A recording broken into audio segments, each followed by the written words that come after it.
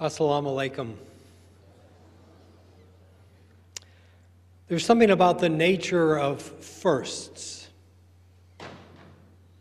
Going to first grade, your first love, your first job, your first child, the first time you cast a vote. For a sports team, your first championship. For a nation, the first time you participate in a free election. It was with this sense of a first that I remember deep feelings of patriotism at the inauguration on January 20th, 2009, as I took great pride in our country, celebrating and ushering in our first African-American president. A sense of pride that was shared by even people across the political aisle here in the United States and shared by people around the world. But it was over this weekend that I realized, I was told, I received concrete information that this was not the only first thing that came about with the election of Barack Obama.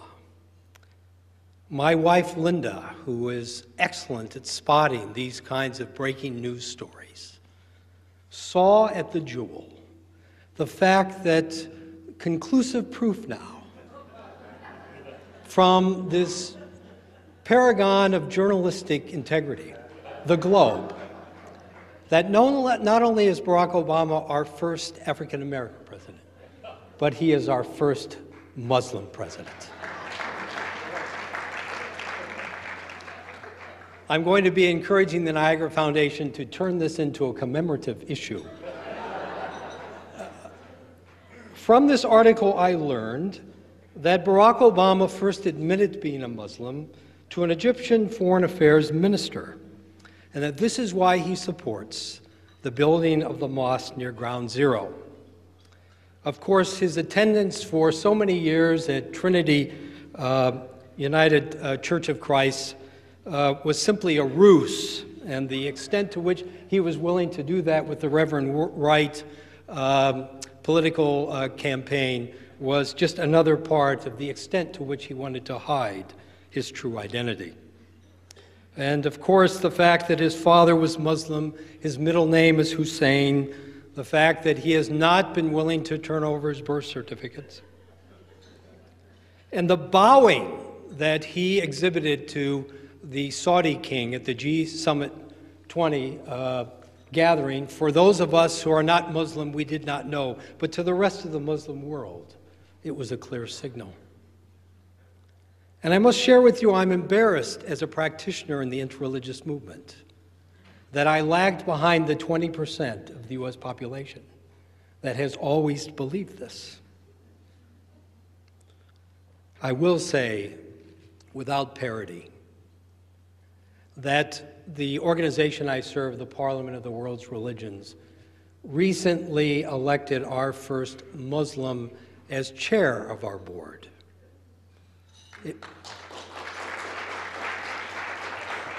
It was with tears in all of our eyes that we welcomed Imam Abdul Malik Mujahid as our chair.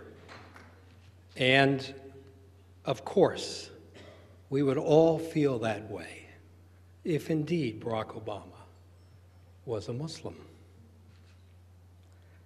There is European pride in the election of Obama that has swept that continent. But something else is sweeping the continent of Europe, and it is Islamophobia.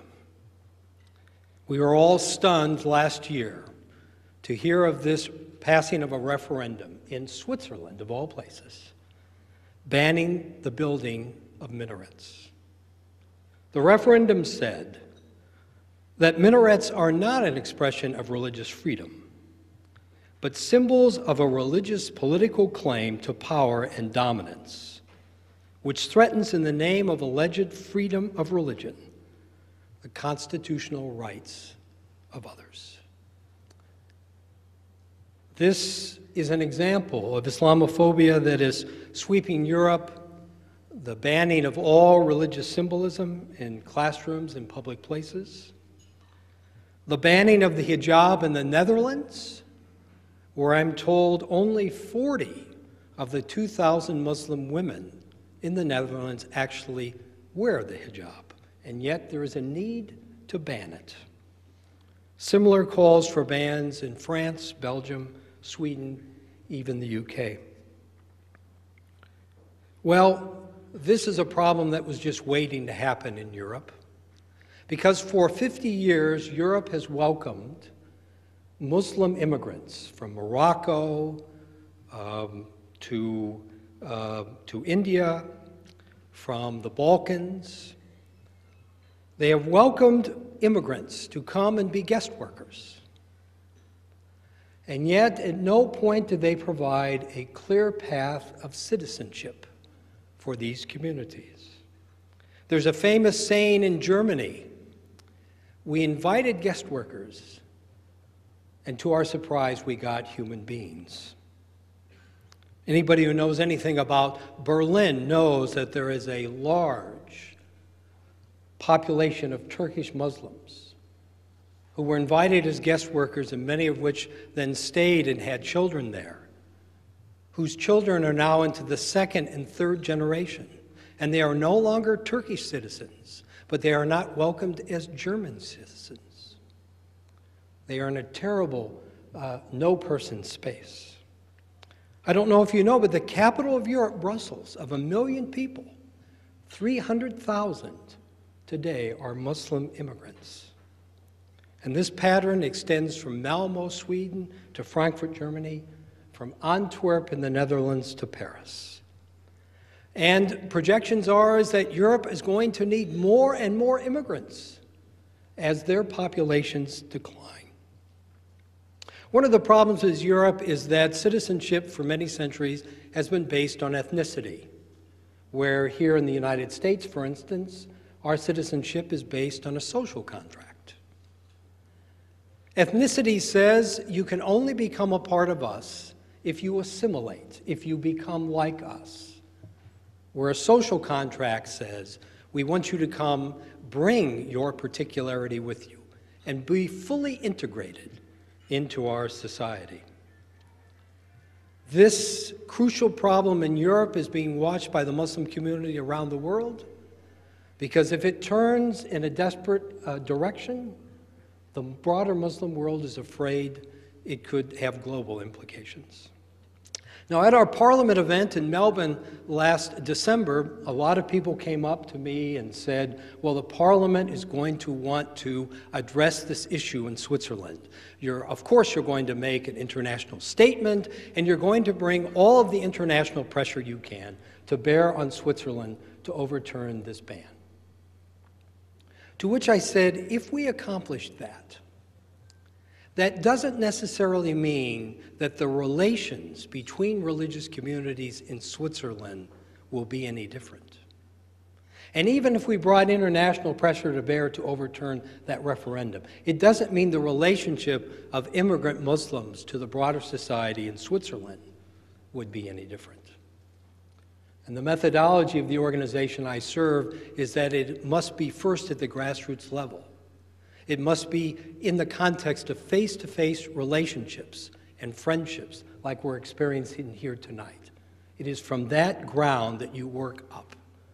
And it is our hope one day that a referendum banning minarets will be overturned in Switzerland. And when it is, it's because of the relations that have been established in that country. And it's been my privilege in the work of the Parliament to travel around the world and see these little glimmers of hope where truly grassroots work does make a difference. The city of Leicester in the UK is one example. Because of its historic link to the British Commonwealth, Leicester experienced significant immigration from India and Pakistan in the 1970s. Sikhs, Hindus, Muslims all moved to Leicester, and there was tremendous tension in the city. Violence, attacks, riots on the streets. And it was the local Christian and Muslim communities that agonized over the question, is this what we want our community to be known as? Is this the kind of community we want to be? So these mainstream religious communities made a conscious decision to reach out and welcome these immigrant communities. And today, my friends, Leicester is a model of positive community relations, with an active infrastructure and support of social cohesion that involves all sectors of society: religion, government, education, business, and civil society. And the projections are that by the year 2015, Leicester is projected to become the first city in the United Kingdom without an ethnic, cultural, or religious majority, and a peaceful city at that. Recently, there's a heartwarming story that comes from Germany. Last year, Reverend Franz Muir, a Roman Catholic priest in a rough Cologne neighborhood, led his parish to raise funds for the construction of a controversial mosque there, slated to be Germany's biggest in a city most famous for its Catholic cathedral. When Navid Kermani, a prominent Iranian-born writer from Cologne, received a national award for his efforts to promote interreligious dialogue in Germany, the Muslim writer reciprocated by giving his $75,000 award back to that church for its own work. You not only had a Catholic Church tolerating Muslims who want to build a mosque, but you also had Catholic parishioners giving money so that people from another faith could also practice their religion in their own place of worship. Closer to home, virtually every mosque, community center, and school here in the metropolitan Chicago has been initially opposed. I remember sitting with Brother Hamid Dogar, who has poured his life into establishing the Villa Park Mosque. And he told me the stories of many months of zoning ordinances, of building permit issues, of parking and traffic obstacles that were all placed in the way of allowing the Muslim community in Villa Park to build their mosque. And with that wry smile, those of you who know Brother Dogar, he said, we very quietly and graciously and patiently said, we'll abide by the zoning. We'll spend more money to meet the building codes. We'll help you with the traffic patterns. And after many, many months, the Villa Park Mosque was built, and now they are amongst the most treasured neighbors in that community. It is these glimmers at the community level, filtering up, that are the source of hope. And it is a source of something that we all need in this debate of Park 51 in New York City. This controversy that could spill out in very disastrous ways across our country. You know, it's one thing to have an honest debate about religious freedom. It's one thing to have an honest debate even about the judiciousness of building this mosque in this site. It's another thing for Muslims to be called to leave this Christian nation, for there to be violent attacks on mosques, for protests involving a missile pointing in the direction of the proposed site, and now these terrible threats to burn Qurans on the occasion of September 11th. Should the mosque be built somewhere else? I've tried to listen intently to those who say that given the sensitivities, the approach, the gesture of the Muslim community to build the mosque further away would be a wonderful and appropriate gesture. Some would even say that this would improve relations in a bigger way. Others have used the argument that just because you can do something legally doesn't mean you should always do it, that there are other social considerations. In fact, I found myself using this argument a couple of years ago in the controversy over these cartoons put out by a Danish newspaper depicting the prophet. I used the argument that even though perhaps a newspaper has the right to do it, should they do it? But it was in preparing my remarks for tonight that I came to believe that there is a very, very important reason why this mosque needs to be built on this site, so close to 9/11. And the reason is this. My friends, 9/11 was not an Islamic act. 9/11 was not an expression of the Muslim community. It was an act of terrorists by those who unjustifiably used Islam as a reason. It was an act of terrorism which Islam and the Muslim decries. The word jihad means struggle or striving. It's the heart of what has taken place here this last month in the Muslim community during Ramadan, the month of spiritual training, of striving, of struggle to better pursue one's duty to God, to live in accordance with the principles and policies of Islam, and to foster peace, harmony, and cooperation, which is at the heart of Islam. There's the work of an 11th century Islamic scholar who drew a distinction between the greater and the lesser jihad, referring to a statement by a companion of the Prophet Muhammad, peace be upon him. The Prophet returned from one of his battles and thereupon told us, "You have arrived with an excellent arrival. You have come from the lesser jihad to the greater jihad, the striving of a servant of Allah against his or her desires." Well, though disputed in Islamic scholarship, is this truly a true hadith and debated in terms of the meaning of holy war, still this distinction between lesser and greater jihad has been useful to the Muslim community over the centuries because it exemplifies the spirit of the teachings and example of the Prophet. Now, lesser jihad does not mean not necessary. The lesser jihad is necessary, but the greater jihad is even more necessary. And today, all of us in this room need to engage the lesser but necessary jihad to promote the cause of religious freedom. That all religious and spiritual communities have the right to practice their tradition. That Muslims in our midst have the right to build mosques and schools and community centers. All of us in this room here today need to pursue the lesser and necessary jihad of changing the meaning of that word jihad. We have to take it back from those who have hijacked and profaned the word by using it as a justification for terrorism. We have to take it back from those who've used this misguided notion to demonize the whole Muslim community.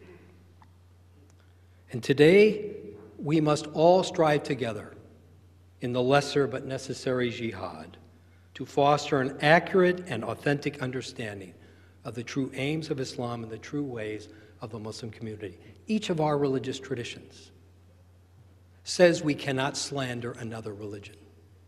And each of our religious traditions say, in fact, we have a moral obligation when another tradition is being slandered to come to its defense, to make sure its true aims are understood.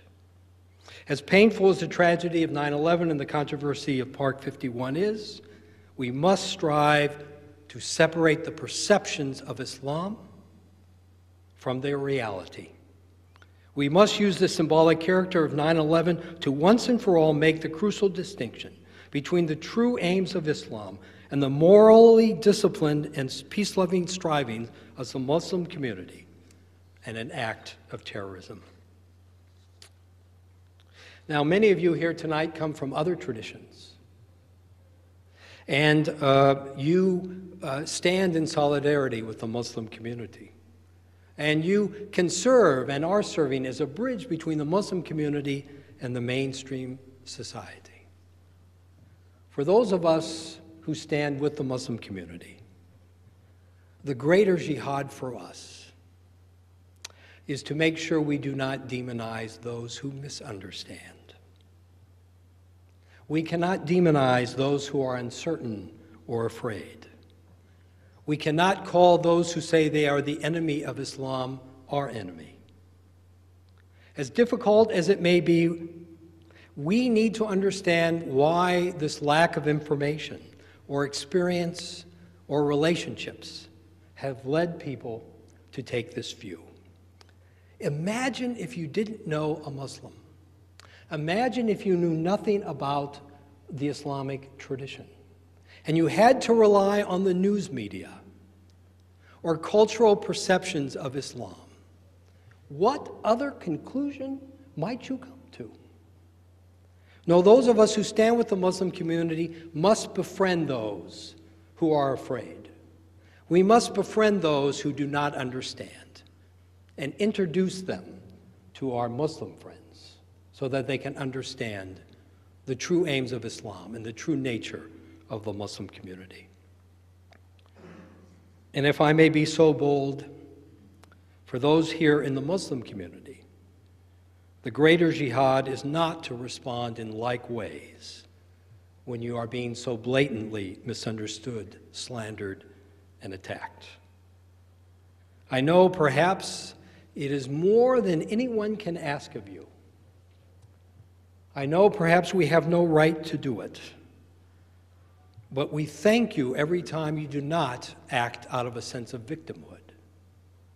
We marvel each and every time you respond to this misunderstanding and hatred with the kind of graciousness and compassion that was exemplified by the prophet.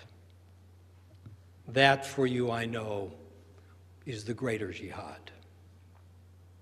Let me conclude by saying that I was once asked which tradition, if I could pick a religious tradition to entrust the peace of the world to, which one would it be?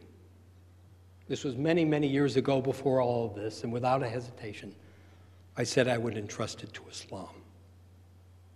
Why was that? Because as I've traveled around the world, I found Muslims to be amongst the most peace-loving people in the world. I found that their sense of peace was not an easy one, but that it was rooted in a sense of justice.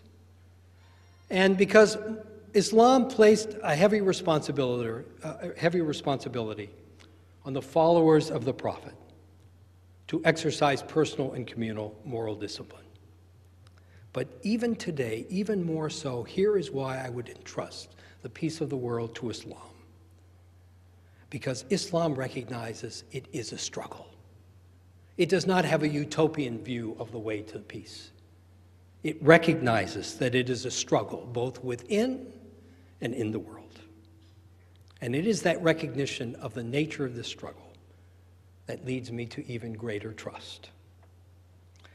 To all those here who are committed to that struggle, and to those who have yet to accept the invitation, I say to you, Assalamu alaikum.